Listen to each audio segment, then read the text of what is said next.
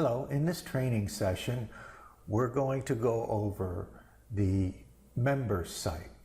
To go to the members site from the ComputerCut program, click on the My Home button in ComputerCut, and it should log you directly into the members site.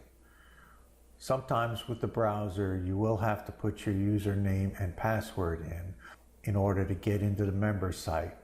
But in most cases, it should take you directly to the members site.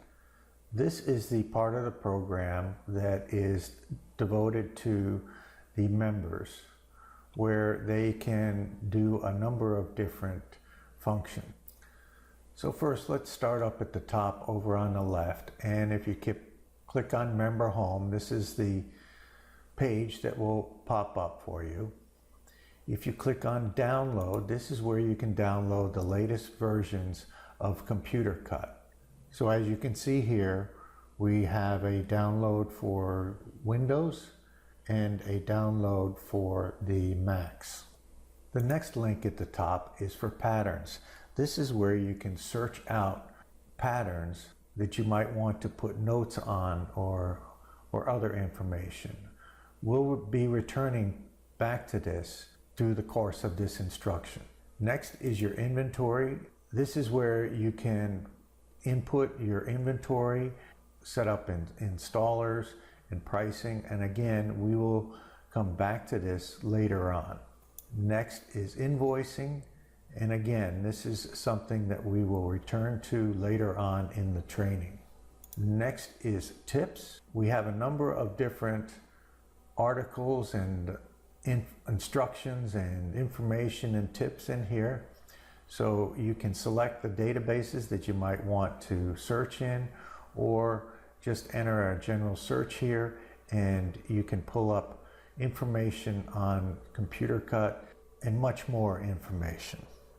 Next is our media. This is where we'll post some of the videos that we've done in the past. And finally, we have the support section where we post all of the support features in ComputerCut, such as drivers, videos, and other types of information. So let's go back to the members home and look at the information. First, the latest version shows up here, so you can click download, and it's basically the same thing as hitting download there. It takes you into the latest version of the program to be able to download it. What's new, this is where you can research the past announcements that we've made in ComputerCut. By clicking on the announcements, it'll show you the list of announcements that have been made over the past few weeks in ComputerCut. Next, and this is very important, this is your count information. You need to make sure that this is up to date, so you can click on that and make sure that you have the up-to-date information in here, especially with your email. You want to have an email that you monitor regularly, because when you communicate to us through the ComputerCut program, this is the email that will pop up.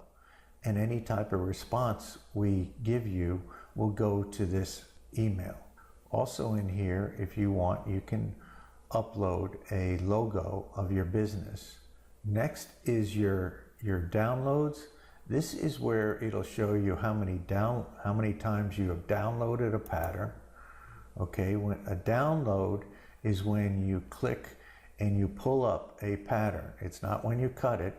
It's when you click and you pull it up. So this will list the vehicles that you've selected in the ComputerCut program. If you want to know how many patterns you've cut, you click on here and it'll give you a list of the patterns that you have cut and the date, and if you have assigned installers and rolls of film, it'll show you the rolls of film in there. That's part of the inventory feature that we'll get into a little bit later. Next is a link that takes you to the ComputerCut tips. And again, you can click on here and enter information that you're looking for. One question we get quite a bit about is how do you put fonts into the ComputerCut program? So you can click in the search button and put fonts and click search, and it'll pull up the information for adding fonts in ComputerCut and for websites that you can get fonts from. Just an example of what you can search in the tips section. Next is the pattern directory, and again, this is a duplicate of this up here. So if you click on pattern directory, it'll list the patterns in here. So you can actually search out patterns this way. So we'll pull up auto window tinting database, and let's do a search for a Mustang.